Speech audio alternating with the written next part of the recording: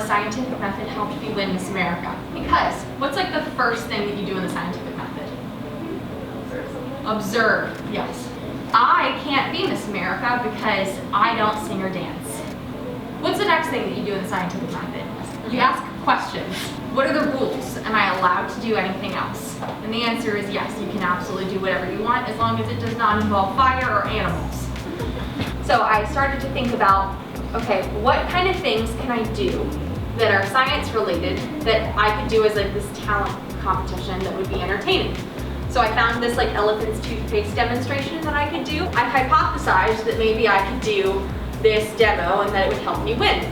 So I did this whole science demonstration and I won. So I was like, okay, this worked, check. And then I continued to improve it and I won Miss Virginia and then I won Miss America with it. When you think about the way that you problem solve in your life and you kind of walk through that process of like observing something, asking yourself questions, looking at the world around you and seeing how you might be able to solve that problem and being innovative, that's something that I think that my science background really helped me to do. The skills that you learn through that are so applicable in everything that you do every single day. If you can demonstrate that you have all of the skills and experience to do that job, it doesn't matter what your gender is, right? Apply for that job, kind of what you were talking about. You might not fit all the qualifications, but maybe you fit a lot of them. Having a confidence in yourself to say, okay, I'm gonna try out for this, and I'm just gonna take the jump.